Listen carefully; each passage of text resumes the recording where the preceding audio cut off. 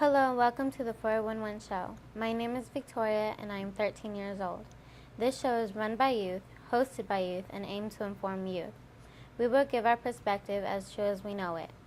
We will also be showcasing some video shorts. Today's guests are I'm Annalisa and I'm 13 years old. And I'm Laura and I'm 16 years old. For today's show, we will be discussing the Supreme Court cases that have involved youth. This show is part 1. Many of us have heard of the landmark Supreme Court cases. They are called landmark cases because they set standards by which other cases are judged. But did you know that there have been many important Supreme Court cases that have involved school-aged children and teenagers? But the Supreme Court has tremendous influence on our lives, and many times decides what can and cannot be done in our schools and even within our families. We will discuss some of the famous cases that have involved youth and discuss the pros and cons of the issues the court has decided. So the next time you hear that there is a Supreme Court decision coming down, pay attention. It may concern you. Now let's begin. First of all, prior to the show, had you ever heard of the Supreme Court case that has to do with youth? And does it surprise you that the Supreme Court, which is the highest court in the country, would get involved in cases having to do with children and youth? No, I did not know that they had cases that had to do with youth. And no, I'm not surprised because we are just as important as adults. And no, I hadn't heard of any cases that had to do with youth, but yes, I'm surprised because I wouldn't think that they would pay much attention to this. Had you ever studied the U.S. Constitution in school as of yet, and on what topics? No, I have not studied anything about the Constitution yet. And yes, I studied it, but I forgot about what. Alright, let's go ahead and begin discussing some actual cases.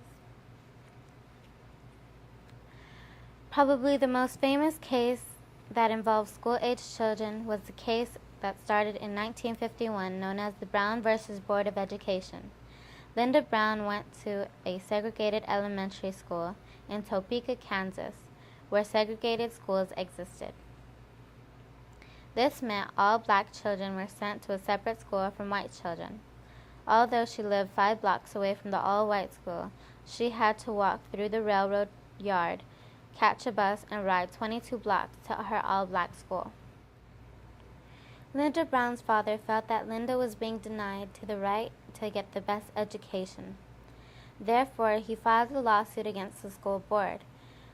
There was 4 other cases from Delaware, Virginia, and South Carolina as well. The case was all lumped together as one lawsuit.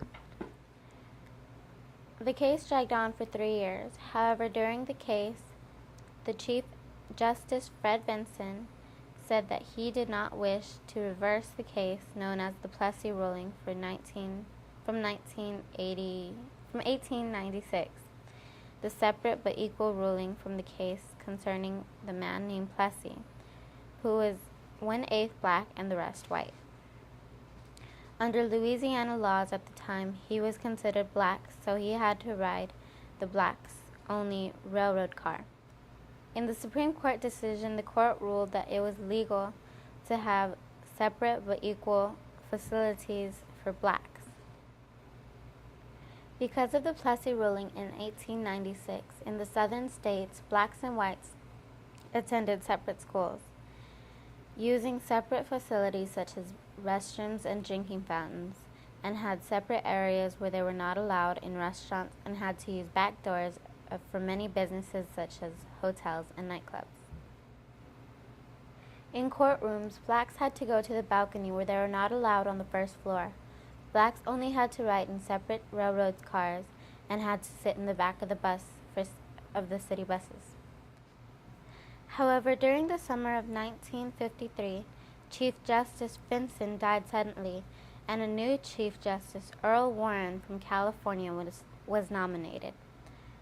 Chief Warren realized that this case would be the most important decision in American history. He wanted this case to have a unanimous vote.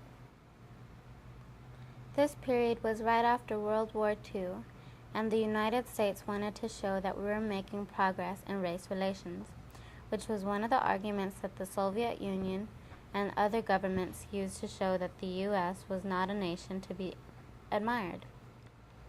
Chief Justice Warren convinced the other justices, including one of the former Ku Klux Klan members, to rule in favor of the integration.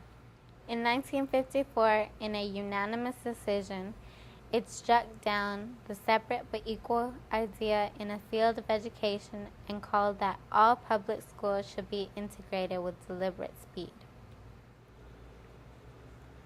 This was not the end of racial tension. It was definitely a cornerstone in the civil rights movement, although the civil rights movement was just beginning. So had you heard about this case and the previous separate but equal clause from Plessy versus Ferguson? No, I have not heard about that case. No, I haven't heard about that case either. What do you think might have happened if Justice Vincent had not died? Do you think that they would have upheld the separate but equal clause? I think that nothing would have changed and that they would have upheld the separate but equal clause and everybody would still be segregated. I think that maybe there would still be segregated schools, and yes, they would have upheld it also. What do you think may have happened if they had not voted to integrate schools?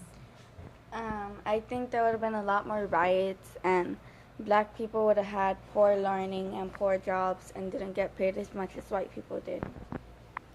And I think there would have been a lot of angry black people and more protests and violence. Do you think that segregation still exists in some form in our schools today? No, I don't, but I think that some teachers could be racist and think that just because a person is black that they're up to no good.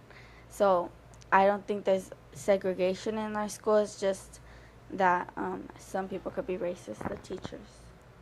I actually do think that there's segregation, but not that it's demanding or anything, but I think students do it by themselves. You always hang around with your own kind of people, your own race, just because you have more things in common and how you were raised and stuff. So yeah, I think there's segregation still.